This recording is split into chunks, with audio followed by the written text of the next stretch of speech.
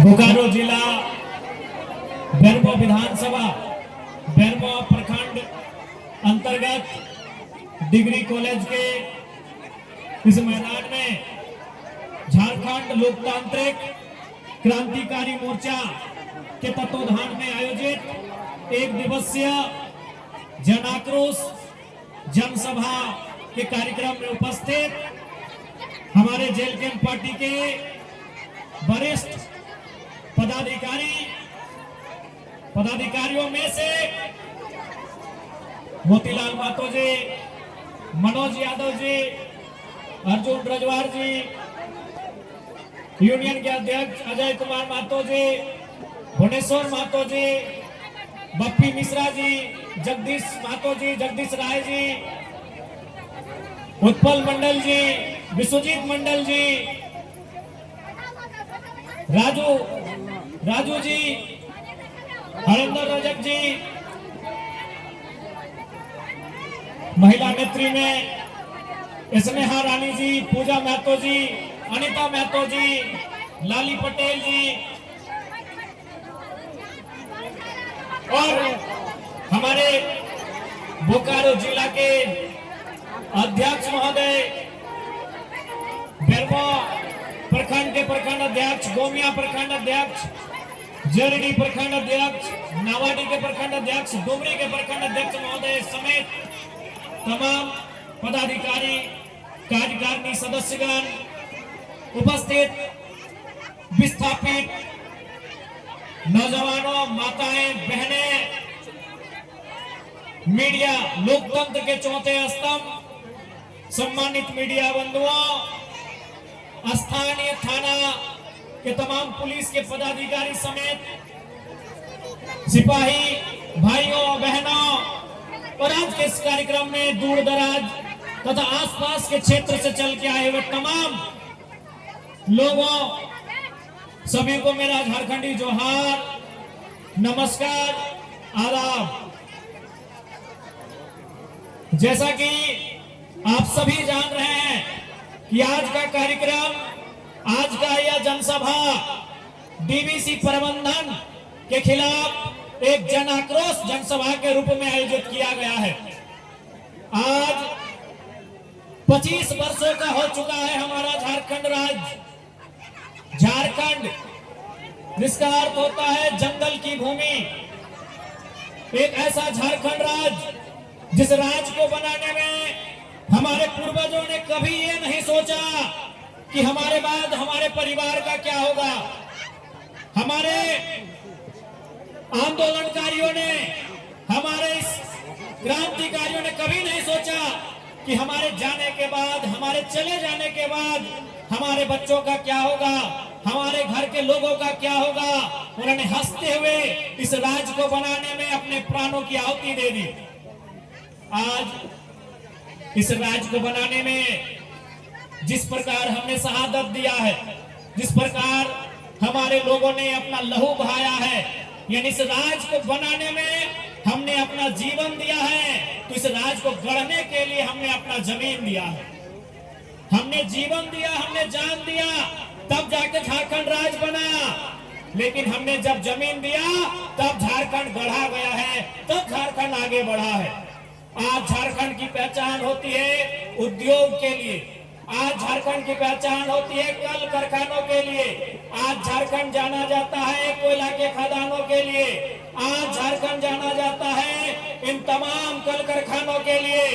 लेकिन बदले में उन कल कारखानों को स्थापित करने के लिए, उन कोयला के खदानों को संचालित करने के लिए, चाहे एशिया का सबसे बड़ा बारूद कारखाना आईएल गोमिया हो, या एशिया में चर्चित बोकारो का बीएसएल प्लांट हो, या सिंदरी का एफसीआई हाल हो, या फिर चंद्रपुरा का सीटीपीएस हो, या बेरमो का बीटीपीएस या डीवीसी हो, या टेनू घाट का टीटीपीएस हो, या बिशुनगढ़ का डीवीसी हो। आज इस राज्य को गढ़ने के लिए, इस राज्य को उन्नति करने के लिए, इस राज्य को आगे बढ़ने के लिए हमारे इस राज्य के लोगों ने अपनी मां समान जमीन को देने का काम किया है। उस जमीन को देने का काम किया है जिस जमीन पर हमारे पूर्वज खेती करते थे, जिस जमीन पर हरी हरी फसलें लहलहाती थी, लेकिन आज 25 अलग झारखंड के 25 साल बाद और भारत की आजादी के 75 सालों से ज्यादा, भारत के लोकतंत्र के 75 साल के बाद आज झारखंड का जनमानस ये सवाल कर रहा है। आज झारखंड का बच्चा बच्चा, झारखंड का बूढ़ा, झारखंड की महिलाएं ये पूछ रही है कि हमने आपको जमीन दिया, बदले में आपने हमें क्या दिया, इसका हिसाब किताब किया जाए। हमने आपको जमीन दिया, ये जो चिमनी आप देख रहे हैं, जो चिमनी धुआं फेंक रही है, ये जो चिमनी रात को लाल लाल दिखती है, ये हमारी जमीनों पे खड़ी है। लेकिन आज इस चिमनी में जो रोजगार मिला है, इस चिमनी के आने से जो नौकरी मिला है, उसमें झारखंड के लोग कहां हैं? आज हर एक झारखंडी का सवाल है। सवाल है या नहीं है? आज ये हर एक झारखंडी का सवाल है। आज झारखंड के हर एक नौजवान को, आज झारखंड के हर एक व्यक्ति को अपने अंदर ये चेतना जगानी होगी कि आखिर हमने ये राज किसके लिए लिया है। एक नारा गूंजता था कि कैसे लिया झारखंड, लोग कहते थे लड़के लिया झारखंड, लेकिन आज ये नारा गूंज रहा है कि हमने किनके लिए झारखंड लिया, हमने क्यों ये झारखंड लिया।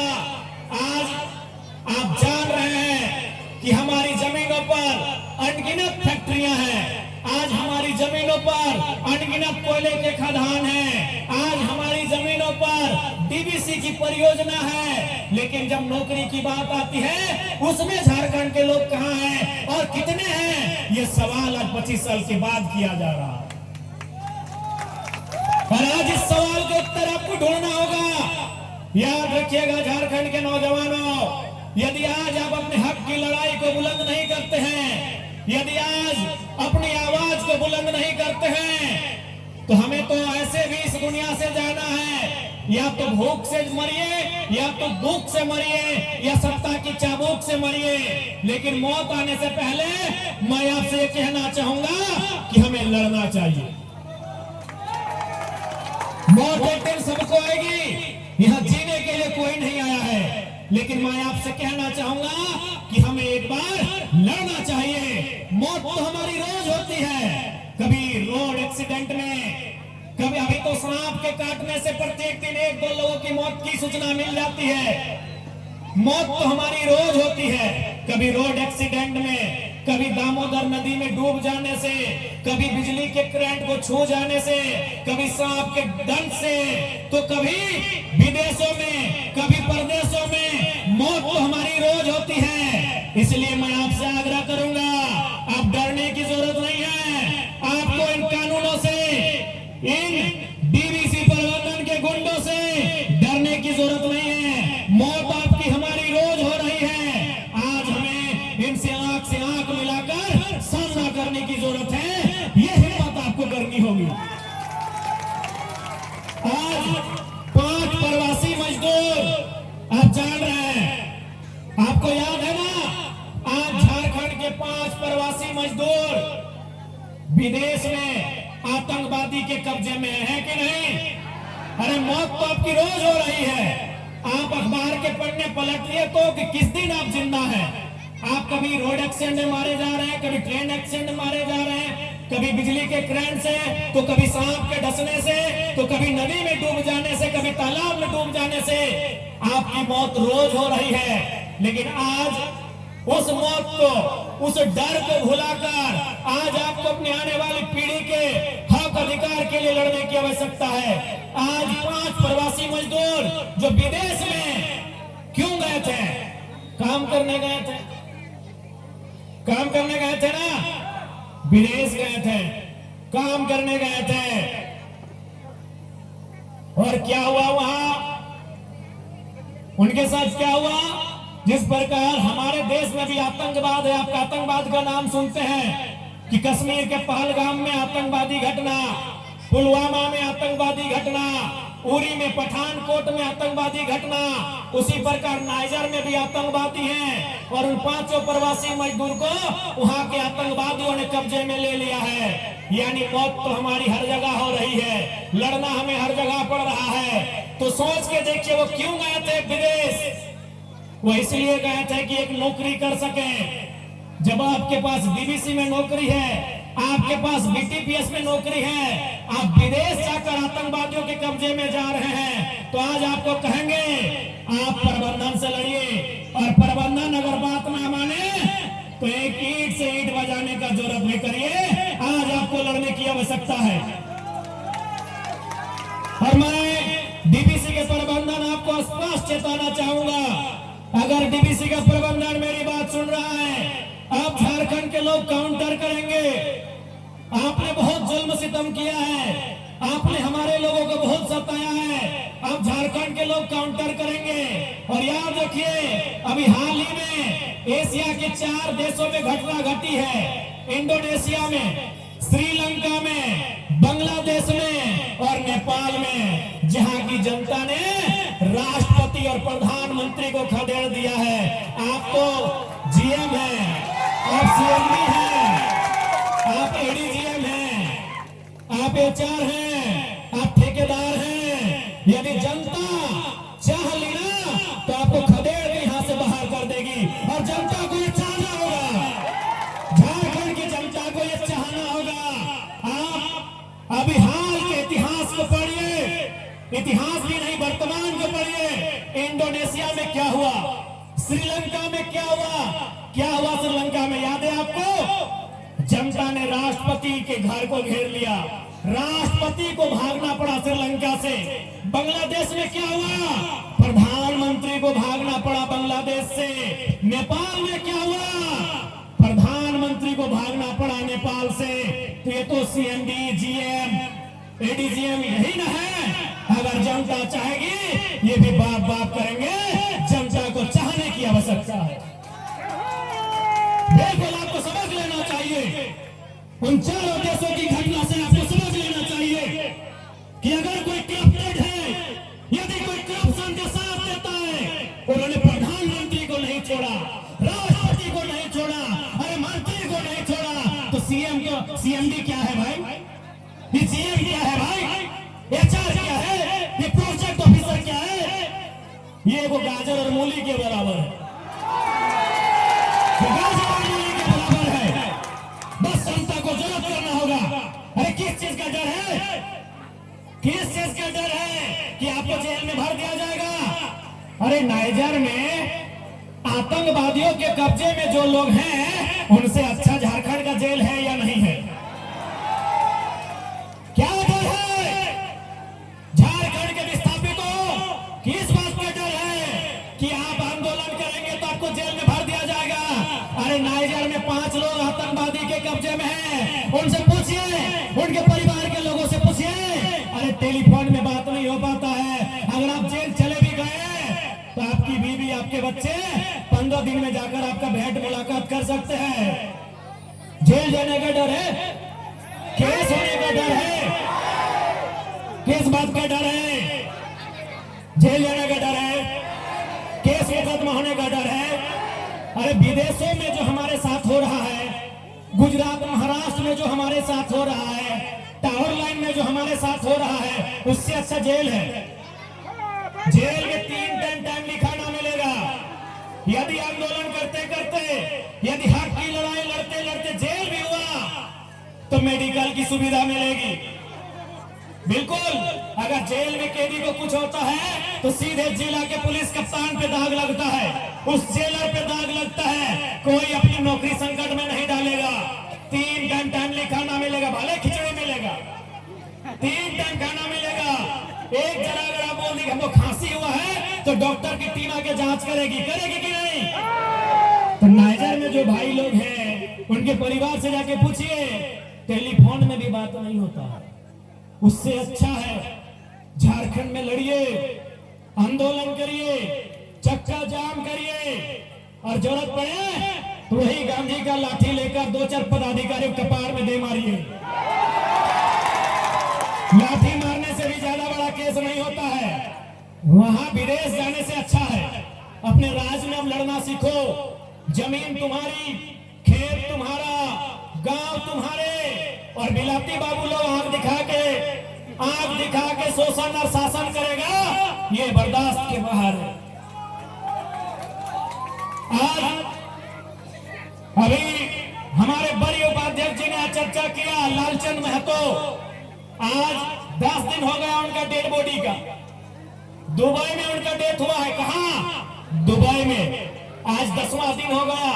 लगातार हम प्रयास कर रहे हैं, कभी राज्यपाल महोदय से बात कर रहे हैं, कभी श्रम नियोजन मंत्री जी से बात कर रहे हैं, तो कभी जो प्रवासी विभाग है, तो कभी भारत की एम्बेसी से बात कर रहे हैं। लगातार हम लोग प्रयास कर रहे हैं, लेकिन आज भी 10 दिन बीत चुका है। 10 दिन हो चुका है। वो कहां मरा है? दुबई में। दुबई कहां है? आपको भी मालूम है। 7 समुंदर पार किधर है? आपको भी मालूम है। कितना दूर है? आपको भी मालूम है। यानी मरने के बाद हमारा मृत शरीर भी इंतजार में रहता है कि कब अपने गांव की मिट्टी में जाना नसीब होगा। उससे अच्छा है ये आंदोलन, उससे अच्छा है ये जेल की कोठरियां, उससे अच्छा है ये पुलिस की लाठियां जो विदेश में आप जाके मारे जा रहे हैं। और एक नहीं, मैंने विधायक बनने के बाद, चूंकि मैंने एक डाटा निकाला, मैं नाम भूल गया था, हमारे माही पटेल जी, हमने माही पटेल जी को कहा कि माही भाई एक डेटा निकालिए कि हमारे विधायक बनने के बाद झारखंड में कितने प्रवासी मजदूर वो मारे गए हैं। एक्सीडेंट में, घटना में, दुर्घटना में, नौकरी करते करते कितने लोग मारे गए हैं? लगभग 50 की संख्या में डेटा मिला। अभी साल भर नहीं हुआ है हमारा विधायक बना हुआ, और 50 की संख्या प्रवासी मजदूरों की मौत ने पार कर दिया है। 50 लोग महीने होते हैं, अभी 9-10 महीना हुआ है, यानी 1 महीना में 5 मजदूर मर के वापस आ रहा है। 1 महीना में 5 प्रवासी मजदूर झारखंड के बाहर मर रहा है। ये मेरा अभी कहां का डेटा है? डुमरी पर, ये बोकारो, धनबाद, बिशुनगढ़ माने हजारीबाग और गिरिडीह, ये 4 जिला का डेटा है। 24 जिला हमारे झारखंड में है। मैंने 4 जिला का डेटा निकाला है। 50 की संख्या में प्रवासी मजदूर मारे, जब मैंने एक्सीडेंट में, घटना में, या नौकरी करने के टाइम मारे जा चुके हैं, उनकी मौत हो चुकी है। इसीलिए आज समय आ चुका है, तुम्हारे राज्य में, हमारे राज्य में, आपके राज्य में अनगिनत नौकरियां हैं, ठेकेदारी है, बगल में चाय पॉइंट है, डीबीसी है, बीटीपीएस है। हम विदेशों में जाके मर रहे हैं, हम प्रदेशों में जाके मर रहे हैं। उससे अच्छा है प्रबंधन से 2-2 हाथ कर लिया जाए। उससे अच्छा है डीबीसी से उठापटक कर लिया जाए। उससे अच्छा है इनसे एक बार लड़ लिया जाए, इनसे भिड़ लिया जाए। क्या गलत बोल रहे? क्योंकि याद रखिएगा, यदि आप साधु नहीं हैं, यदि आप साधु नहीं बने हैं, तो भैया आपको अपने रोजगार की चिंता होनी चाहिए। रोजगार की चिंता किनको नहीं है? जो पारसनाथ में साधु बन के हैं, उनको रोजगार की चिंता नहीं है। जो पीर फकीर बन गए हैं, जिन्होंने संन्यास ले लिया है, उनको रोजगार की चिंता नहीं है। उनको कोई भरपेट भोजन देता है, वही उनके लिए काफी है। उसके बाद वो अपने ईश्वर हो, अल्लाह हो, जिस धर्म को मानते हैं उनका भजन कीर्तन करते हैं। लेकिन यदि आपका परिवार है, यदि आपकी पत्नी है, यदि आपका बच्चा है, तो रोटी की तलाश करनी होगी। आपको रोटी की तलाश करनी होगी। यदि आपका परिवार है, आपके बच्चे हैं, आपकी माता पिता हैं, और आपका एक घर है, आप अगर सामाजिक जीवन जी रहे हैं, आप यदि गृहस्थ जीवन जी रहे हैं, तो आपको रोटी की तलाश करनी होगी।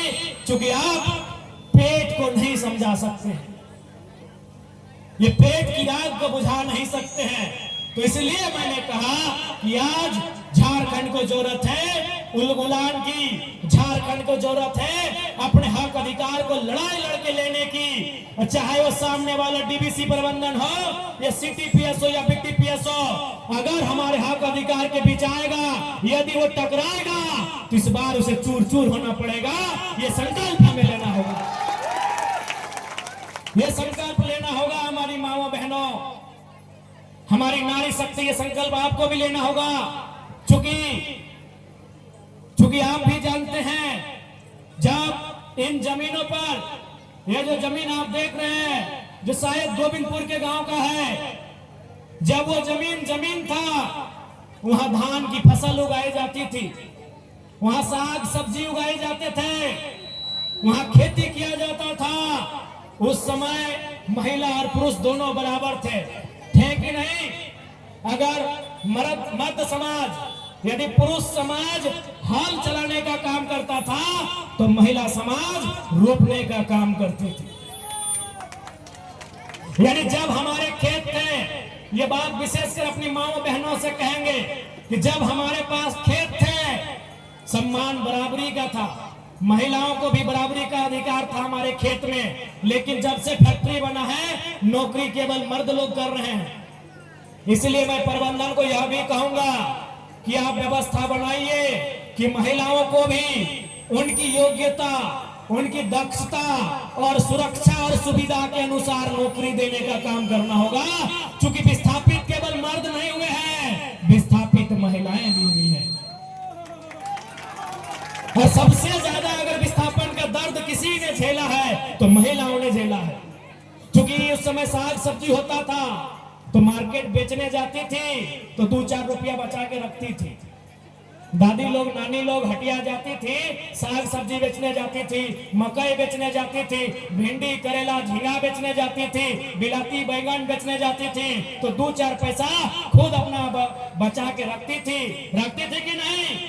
लेकिन जब से जमीन गया है, खेत खलिहान गया है, नौकरी अगर मिला है तो 90% पुरुष को मिला है। इसलिए मैं ये भी कहूंगा कि प्रबंधन को नियमावली में संशोधन करना होगा, सरकारों को नियमावली में संशोधन करना होगा कि महिलाओं को भी सोचना होगा कि जब वो विस्थापित होंगी तो उनको भी योगदान कैसे हो, उनका भी योगदान कैसे लिया जा सके, ये उनको सोचना होगा।